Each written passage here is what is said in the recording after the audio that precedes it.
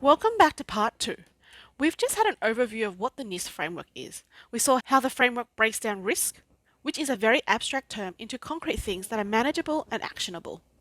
Today, we are looking into how we can assess risk and later create plans to manage them on the cybersecurity front. Cybersecurity risk planning and management is about the digital security and safety of your whole organization. If we can take anything away from the medical field, it's the saying that prevention is better than cure. So how do we do that? We make sure there's a plan. If you remove all the corporate tech jargon, what we call risk management is simply assessing what could go wrong and planning ways to minimize those problems. Our goal here is harm minimization. When we think about cyber risk to ourselves, we can easily think of things like phishing scams or the security of your bank accounts. There is a certain set of actions that you do to minimize the harm that come from these threats. You check if your emails are from credible sources. You'd enforce some kind of password on your accounts, and hopefully they're strong passwords. When we think of risk to a corporation, we can apply the same thought processes. The only difference is that within an organization, we need everyone to be involved in managing cybersecurity risk, from the decision makers at the top all the way to the frontline employees. When you think about risk management as a conglomerate of million risks, it's easy to get overwhelmed. However, if you single them out, it can be pretty straightforward if you process them through this framework. 1. Frame the risk. Determine how much risk your organization is willing to take on given constraints. 2. Assess the risk. Determine the importance of various assets and know which are protected and how vulnerable they are. 3. Respond to risk once determined. So you need a plan of action for the identified risks for when they turn into adverse realities. And 4. Monitor risk on an ongoing basis. So this is to check and to ensure that updates to plans, especially when situations change. Ongoing monitoring and update as risk is only a snapshot in time. It is important to establish clear roles and responsibilities for who will be held accountable. By giving your staff ownership over the protection of your assets, there is less chance of risk falling through the cracks. The first part of the NIST framework is to identify the risk to your organization. Because we're dealing with cyber risk, we look through the lens of computers, networks, and anything that affects the digital realm of your organization's business objectives. In order to start identifying risk, you need to know what assets you have, keep track of them, and know who has permissions to use. If you can't identify something, you can't protect it. This is where asset management will come in handy. So asset management, also known as security hygiene.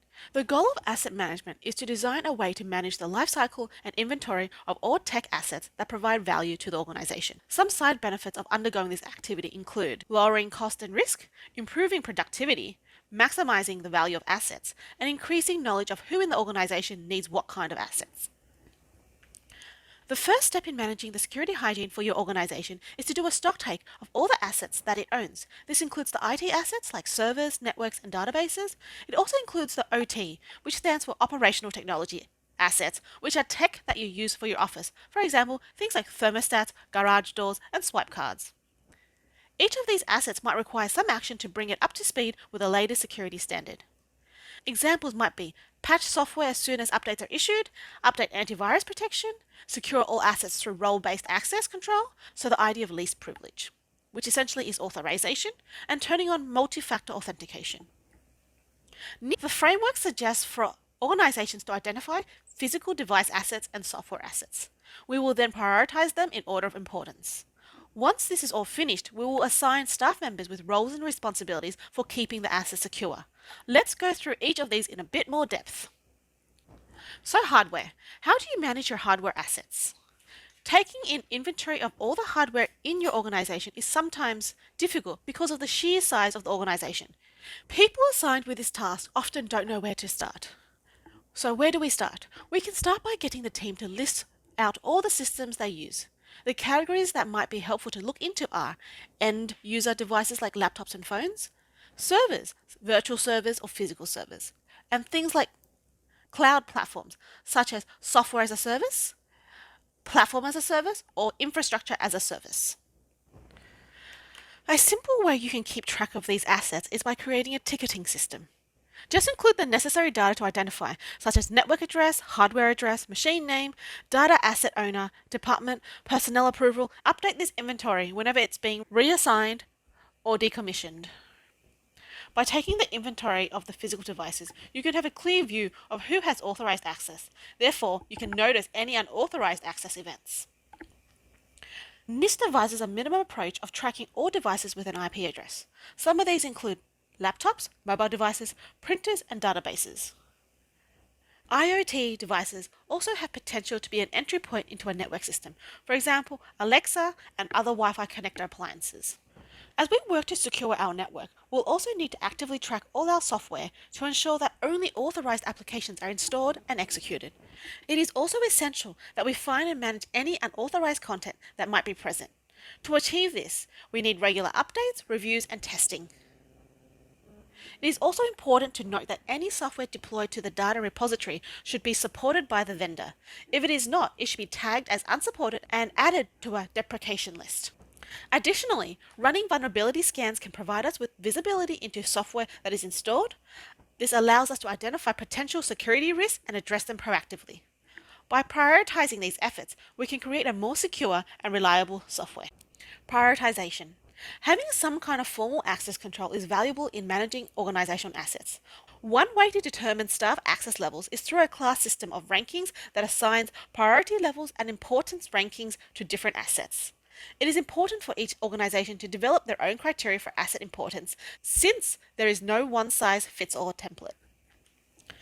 By carefully considering what is important to the organization, it can ensure that its most critical assets are adequately protected. When you're prioritizing, some of these factors can be considered. How much money is the asset generating? How critical is the asset to the business operation? How often is it targeted?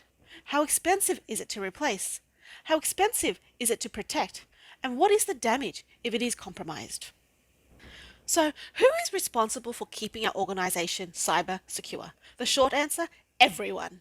It sounds like a cop-out, but your organization's staff are a very valuable defense mechanism against cyber risk. We need buy-in from all the staff, all the way at the levels of the organization chart. By making the staff in the day-to-day operations aware of security issues through things like training and inductions, they can be agents that keep an eye out for any red flags. This also includes third-party roles and contractors. By having a top-level executive on board with a cybersecurity plans, it sets the tone for the culture and the importance of keeping assets secure. Because of their position, there is more weight in bringing in time and resources into the organization's security. They can also appoint someone to head the cybersecurity team, assess the risk, map a plan to reduce risk, and carry out the plans to reach those targets. Now, you should have a good idea of why we do asset management, what hardware and software assets to look for, as well as an idea that we'll be ranking the risks that affect these. We also noted that getting the right corporate members on board with cybersecurity activities will reduce roadblocks. In the next video, I'll take you through how to run a risk assessment and create a risk management plan.